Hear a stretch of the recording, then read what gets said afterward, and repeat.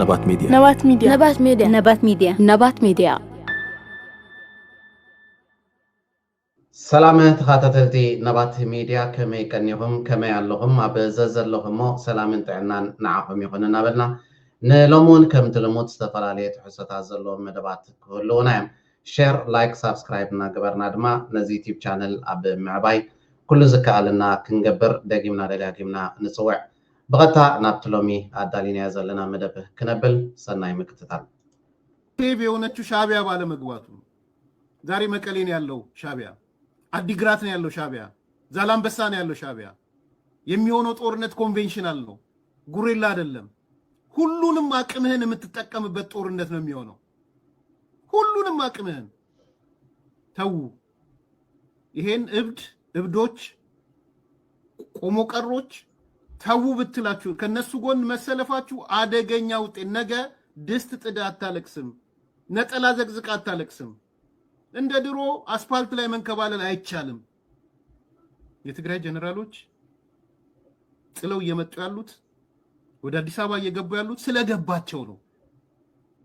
كم زغن سمعوا تصنحنا اتي قران فخران تهديدن جنا يغتسل يزلو اي زحالن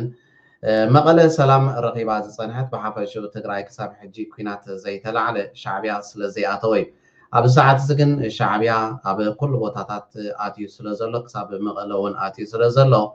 اتي أب تقرأي زغبر كوينات دما صباح نقو مس ملعا منا كناتون كل زلنا أمارز إتاتن كتكامينا تقددنا زلهم تتنقعوا عديتات كي تحزنوا منسيات كي تغزفوا تتنقعوا نزيوم حالفتنا حوحات أو قدوهم زم جنرالاتنا حوحاتنا أديس أبا زمات زلو دما اتغمت زغل صعبين سلطردهم يوم نابا أديس أبا زو حزو زلو ويدما نابا نازو سلمو إيدوم زهو زلو نابلو ززارب زلو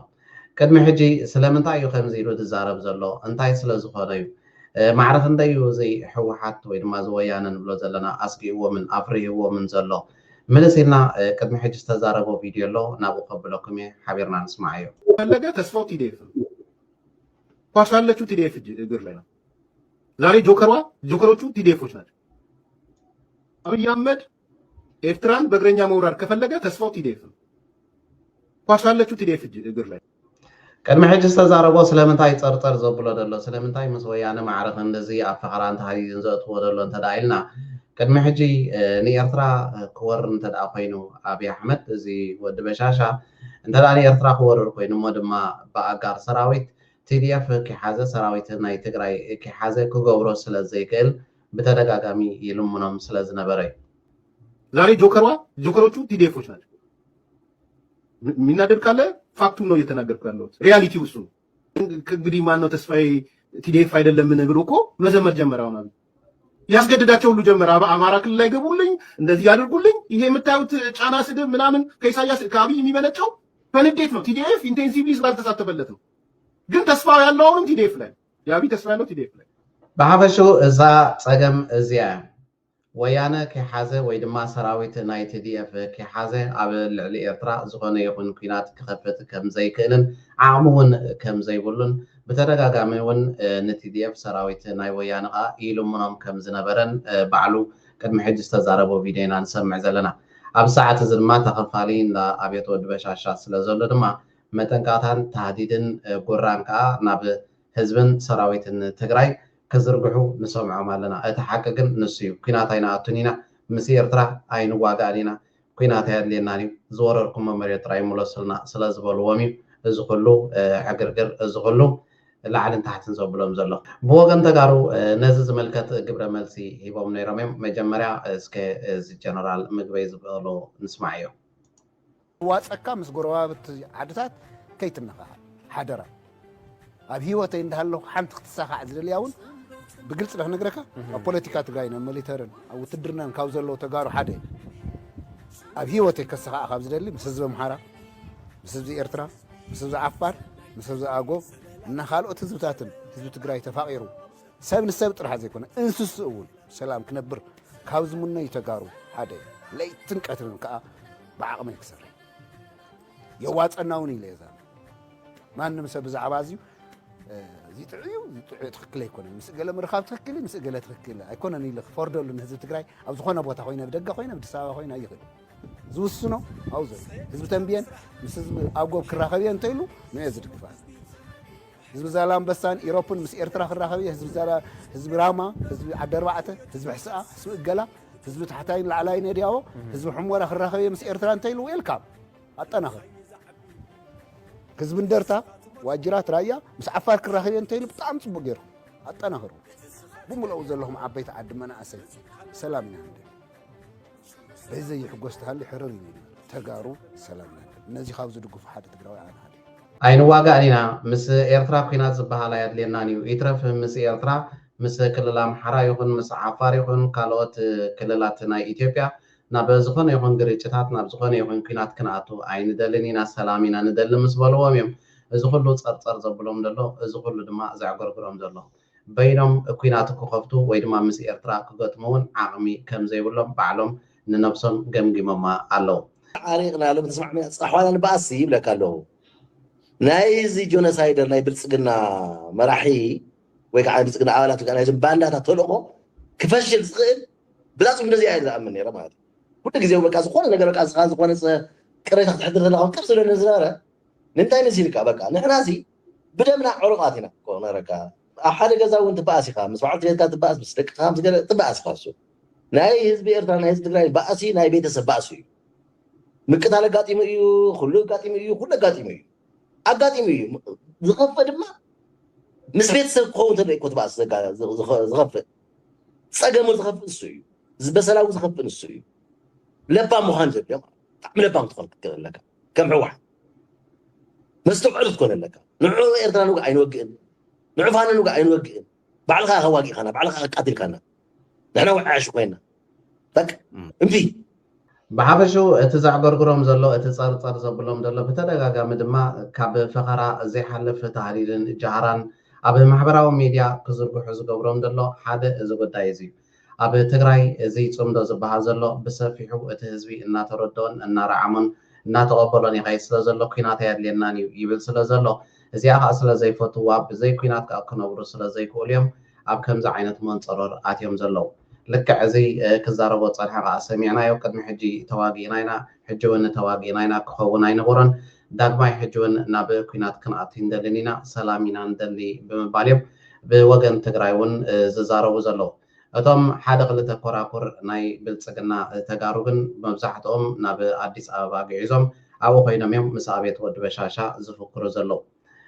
ازوم ندابل تسقنا مس نرئي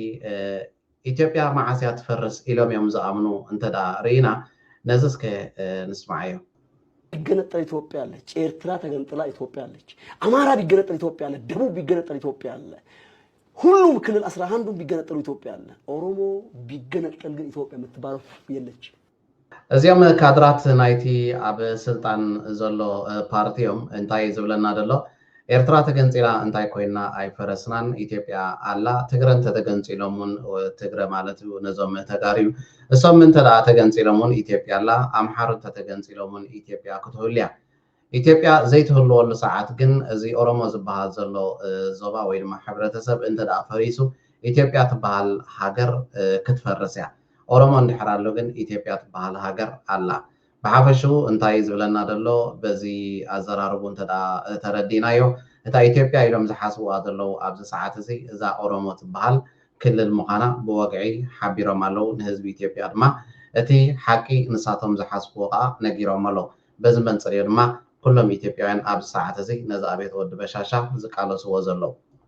تلالاكيان هنا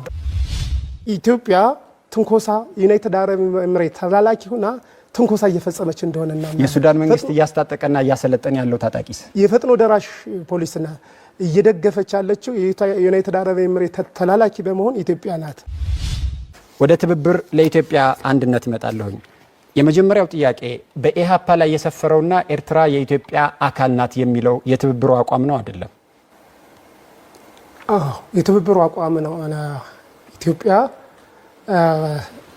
ኤርትራ የተገነጠለችበት መንገድ በህዋት ችኩል ውሳኔ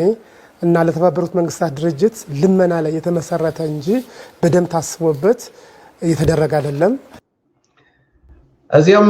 ናይ ኢሃፓ ዝበሃሉ ፓርቲዮም ኣብ ሰዓት እዚ ናይ ምሮፅና ጎስጓስ ዝገብሩ ዘለው እዮም መጀመርያ ነታ ኢትዮጵያ ትበሃል ሃገር ክገልጻ ከሎ ኣብ ሰዓት እዚ ኢትዮጵያ ትበሃል ሃገር ቀዳሚት ናይ ሕብራት ኢማራት ዓረብ ምዃና ኣብ ቀርኒ ኣፍሪቃ ድማ ሰላም ንኸይሰፍን ትዘርግ ዘላ ሃገር ምዃና ከምኡውን ኣብ ሱዳን ኣብ ዘሎ ኩናት ንተቃወምቲ ናይ ሱዳን ትሕግዝን ኣፅዋር ትዕጥቕን ካብ ኢማራት ዓረብ ዝመፀ ኩሉ ነገር ድማ መተሓላለፊት ኮይና ተገልግል ከም ዘላ እዩ ዝዛረብ ዘሎ ነዛ ኢትዮጵያ ትበሃል ሃገር ንእግረ መገዱ እቲ ሓቂ እውን ሪዕሞም ኣለው ተረዲእዎም ኣለው ንሶም ዘረግቲ ሰላም ምዃኖም ሰላምን ቅሳነትን ናይ ዞባ ሃወኽቲ ምዃኖም ንእግረ መገዱ ንህዝቢ ኢትዮጵያ ሓቢሩሎ እቲ ሓቂ ብኻልእ መንገዲ እዞም ኢሃፓ ዝበሃሉ ዘለው ከዓ እንታይ እዩ ኣብ ጉዳይ ኤርትራ መርገፂኹም ተባሂሉ ምስተሓተተ ጉዳይ ኤርትራ ኣካል ኢትዮጵያ ምዃና ከም ዝኣምኑን ኣብ ሕግታቶም ድማ ኣስፊሮሞ ከም ዘለው ዝዛረብ ዘሎ ምክንያቱ ኤርትራ ካብ ኢትዮጵያ ዝኸደትሉ መንገዲ ብህወኽ ውሳነ ናይ ህወሓትን ኣብ ውድብ ሕቡራት ሃገራት ብምልማንን ተፈፂሙ እዚ ድማ ከይተሓስበሉ ሃንደራ ኢልካ ዝተገብረ ውሳነ እዩ ብምባል ብከምዚ ንሰምዖ ፀናሕና ክዛረብ ሰሚዕና ኣለና ብሓፈሹ እንተዳ ርኢናዮ ኣብ ኢትዮጵያ ዝኾነ ይኹን ጎስጓስ ናይ ምርጫ ናይ ምሮፅኒ ክግበር ከሎ ህዝቢ ባሕሪ እንተዳኢልካዮ ይመርፀና እዩ ዝብል ኣተሓሳስባ ገና ካብ ሓንጎሎም ስለ ዘይረሓቀ ካብ አተሐሳስቦም ስለ ዘይጠፈ ማለት ነው። ኢትዮጵያ የግዛት አካል የማድረግ ነው የእናንተ ፖሊሲ? በትክክል እንደ ሌላ ሀገር ቆጥረን የምንጠይቀው አይደለም። በተለይ የአሰብ ወደብን በሚመለከት መጀመሪያ የሚሄደበት መንገድ ስህተት ነው ብለን ነው የምናምነው። እሱን ኮሬክት የማድረግ እሱን የማስተካከልና ወደ ታሪካዊ ባለቤቱ የመመለስ ጉዳይ ነው ብለን ነው የምናምነው። እሰይ አካል ወላሓንቲ አጀንዳ ዝበሃል የብሎምን ንሕና ባሕርና ናይ ካልኢና አይና አምንኒና ዝተወሰደና ባሕሪ ከነዕሪ ክንመልስ ኢና ንቃለስ ዘለና ንሱ ይቃተናና ዓላማ እናበልዮም ኣብዚ ናይ ምሮፅን ጎስጓሳት ኣብ ህዝቢ ኢትዮጵያ ብመንግስታዊ ቴሌቪዥን ገይሮም ጎስጓስ ዝገብሩ ዘለው ምክንያቱ ኩሉ ግዜ ኣስተውዕለሎም ኢትዮጵያ ምርጫ ኣብ ትገብረሉ ግዜ ስምና ኤርትራ እቲ ቀዳማይ ደረጃ ዝለዓል ከምኡውን ባሕሪ ናይ ኤርትራ እቲ ብቀዳማይ ደረጃ ከም መጎስጎሲ ወይ ድማ ከም ናይ ምሮፅኒ አጀንዳ ዝስራዕ ማለት እዩ። ሕጂ እውን ንስዮም ዝዘግሙ ዘለው ዝተቀየረ ታሪክ የለን። ኣብ ኢትዮጵያ ዝመፀ ይምፃእ ስርዓት ብሕጂ እውን ዝቅየር ኣተሓሳስባ የብሎምን። እዚኦም ከም ሃገር ኩሉ ግዜ ንዓና ክንህሉ ኣይደልዩናን ምዃኖም ከዓ ካብዚ ክንመሃርን ክንርዳእን ንኽእል። ሓደ ዝገርም ፍፃሜ ድማ ኣብ ኢትዮጵያ ተፈፂሙሎ። እዚ ድማ ካብቶም መራሕቲ ሃይማኖት ኢና ባህልቲ ብፍላይ ብወገን ሙስሊም ናይ ኢትዮጵያ ዝተዘርበ ብዛዕባ ናይ ኤርትራ ዝምልከት ነይሩ። ናባኹም ኮብሌን ስማዕ እዮም። ሰላም አላህ ያርግልን፣ መንግስታችንን ሰላም አላህ ያርግልን፣ ህዝቡን አማን አላህ ያርግልን፣ ለሀገር የማይበጀውን አደብ አላህ ይስጥልን። ዓለምንም ውጣ ውረድ ሐቃችንን በሰላም በደስታ የባህር በራችንን አላህ ይመልስልን፣ አላህ ይመልስልን። መንግስታችን ተናግሮ ያልጀመረው ጀምሮ ያልጨረሰው ነገር የለምና የባህር በራችንን ዓለምንም ተዓብ ዓለምንም ውጣ ውረድ በሰላም በፍቅር አላህ ይመልስልን። ልማታችንን ዘላቂ አላህ ያርግልን፣ ሰላማችን ዘላቂ አላህ ያርግልን። ዓለምን ሁላ ሰላም አላህ ያርግልን። ካብ ሓደ መራሕ ሃይማኖት ባህሊ ክትሰምዖ ዘይትፅበዮ ዘረባ ኢና ንሰምዕ ዘለና። ካብ ሕብረተሰብ ሙስሊም ኣብዚ እዋን እዚ ኣብ ኢትዮጵያ ኣብ ኣደባባይ ካብ ዝተዘርበ ዘረባ ዝተወስደ እዩ። መንግስትና ከኣልዩ፣ መንግስትና ኩሉ ነገር ዝገብር እዩ፣ መንግስትና ጀሚሩ ዝፍፅም እዩ፣ መንግስትና በዚ ጀሚርዎ ዘሎ ጉዳይ ናይ ባሕሪ ኣብ መዕለብ እዩ ከም ዝበፅሖ ከም ዘብፅሖን ወነንቲ ባሕሪ ክንከውን ከም ዝገብረናን ድማ ንፅበዮ ነገር እዩ ብምባል ነቲ ኣብኡ ተኣኪቡ ዝነበረ ናይ ይፍጣር ህዝቢ ነቲ ፀሎት ዝገብር ዝነበረ ህዝቢ ናብ ፖለቲካ ብምእታው ናብ ዘየድሊ ሓሸውየ ክወስዶ ርኢናን ተዓዚብናን። እዚኦም መራሕቲ ሃይማኖት ዘይኮኑ ብስም መራሕቲ ሃይማኖት ዝሽቅጡ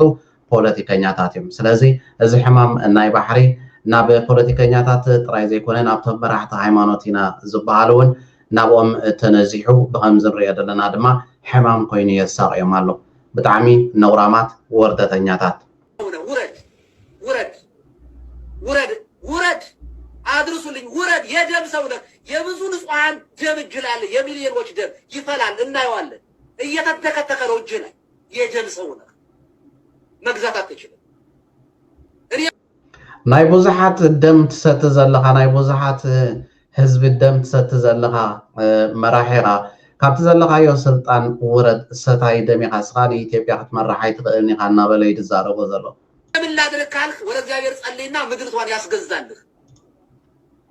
ያንተ መሆኑን የምታውቀው በዚህ ነው እግዚአብሔር አይወድህም የደም ሰው ስለሆንክ እግዚአብሔር ሁሉንም ይወዳል ግን የደም ሰው ስለሚሆን ንቆሃል እግዚአብሔር ትቷል መንግስትን አላጸናልህ ጠንቋይና በተተኛ ነህ ድግምተኛ ነህ የድሆችን ቤት እያፈረስክ በቤተ መንግስት ላይ ቤተ መንግስት የምትሰራ የትልልቅ ሀገራቶችን የሚያስንቅ የምኒልክ ቤተ መንግስት እያለ በቢሊየን የሚቆጠር በትሪሊየን የሚቆጠር ገንዘብ አውጥተህ ቤተ መንግስት የምትገነባ ክፉ ጨካኝ የደሃዋን መቀነት ፈተህ የደሃዋን ቤት አፍርሰህ ላዋ ላይ አስመሳይ የ80 ዓመቷን ወደ ሞት የተጠጋችቱን መበለት ቤቷን አንዲት መበለት አይተ ካሜራ ደግነህ ቤቷን እሰራለሁ ትላለህ የብዙ ተስፋ ያለውን የወጣቱን ቤት ግን እያፈረስክ የሚሊዮኖችን ቤት እያፈረስክ ለማስመሰል የምትሄድ ግብዝ ፈሪሳዊ ነውረኛ የደም ሰው ነህ